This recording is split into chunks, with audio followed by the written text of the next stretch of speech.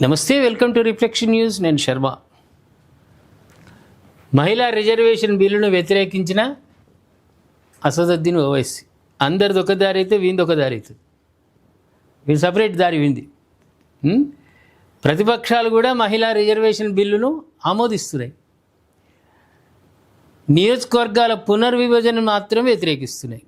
అక్కడ ఏంటంటే ఉత్తరాదికి మేలు జరుగుతుంది, దక్షిణాదికి నష్టం జరగబోతుంది అన్న దాంట్లో అది వాస్తవమా అపోహల అనేది 2 రోజులలో మనకు తెలిసిపోతుంది. అది వేరు. కాకపోతే ఏంటంటే అందరూ ఒప్పుకుంటే వీడికి ముస్లిం మతంలో ఉన్న మహిళలు ఒంటింటికే పరిమితం కావాలి, లేకపోతే బయటకు వస్తే ఎవరు కనిపించకుండా బుర్కా వేసుకొని రావాలి, షాపింగ్ చేసుకొని పోవాలి, రాజకీయాల్లోకి రావద్దు, ఎంపీలు ఎమ్మెల్యేలు మినిస్టర్లు కావద్దు. మన సిద్ధాంతం అది.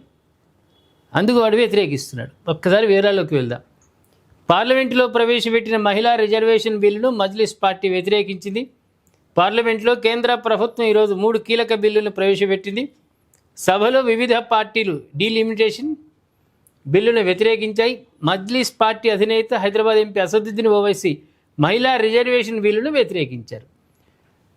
రాష్ట్ర పార్లమెంటు సంబంధించిన అసెంబ్లీకి సంబంధించిన పునర్విభజనను అన్ని పార్టీలు వ్యతిరేకిస్తే వీడు ఏకంగా మహిళా రిజర్వేషన్ బిల్లును వ్యతిరేకిస్తున్నాడు కంప్లీట్గా. ఇక వీడు ఎంత దుర్మార్గుడు ఎప్పుడు. ఈ బిల్లును నిరసిస్తూ ఆయన సాహిర్ లుధియాన్వి రాసిన ఒక కవితను లోక్సభలో చదివి వినిపించారు. ఈ సందర్భంగా అసదుద్దీన్ మాట్లాడుతూ మహిళా రిజర్వేషన్ బిల్లును సభలో ప్రవేశపెట్టడాన్ని పూర్తిగా వ్యతిరేకిస్తున్నట్టు చెప్పారు. ఈ చర్య మహిళా రిజర్వేషన్కు సంబంధించింది కాదని, ముస్లిం ప్రాతినిధ్యాన్ని తుడిచివేసే చర్య అని ఆరోపించారు. ఈ బిల్లు జనాభా ఎక్కువగా ఉన్న రాష్ట్రాలకు మరింత అధికారం ఇస్తుందని అన్నారు. బిల్లుపైన మాట్లాడుతూ పునర్విభజన బిల్లుపై మాట్లాడుతూ ప్రజాస్వామ్య సమాఖ్య వ్యవస్థకు వ్యతిరేకంగా ఉందని విమర్శించారు.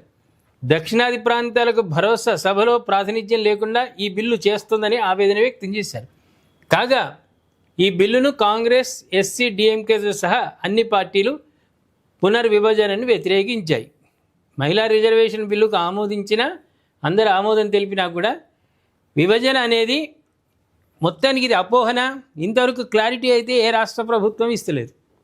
రాష్ట్ర ముఖ్యమంత్రులు మాత్రం క్లారిటీగా ఇస్తలేదు ఎందుకు నష్టం అవుతుందని. కేంద్ర ప్రభుత్వం చెప్తుంది ఏంటంటే పునర్విభజనలో 50-50 ఉంటుంది సమానంగా. అటు ఉత్తరాదికి కానీ ఇక్కడ దక్షిణాదికి కానీ ఎక్కడ నష్టం జరగదు.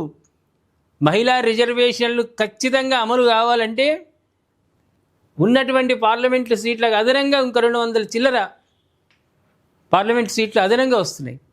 దానివల్ల వాళ్ళకు తగు న్యాయం జరుగుతుందని ఈ బిల్లు పెడుతున్నామని కేంద్ర ప్రభుత్వం అన్నా వ్యతిరేకిస్తున్నటువంటి పార్టీలు డిఎంకే కానీ, కాంగ్రెస్ కానీ, తృణమూల్ కాంగ్రెస్ కానీ, ఆమ్ ఆద్మీ కానీ ఇవన్నీ వ్యతిరేకిస్తున్నాయి. కానీ ఖచ్చితమైన నిర్ణయాన్ని ఈ విధంగా అయితే మాకు నష్టమవుతుంది అన్నది మాత్రం ఇంతవరకు స్పష్టత అయితే లేదు. ఇప్పుడు పార్లమెంట్లో చర్చలు జరుగుతున్నాయి కాబట్టి చర్చల సారాంశం ప్రజలకు తెలిసే అవకాశం ఉంటుంది. కేంద్ర ప్రభుత్వ వాదన ఏంది, ప్రతిపక్షాల వాదన ఏంది, ఎంతవరకు ఈ బిల్లులు పాస్ అవుతాయి, 1/3 మెజారిటీ రావాలి.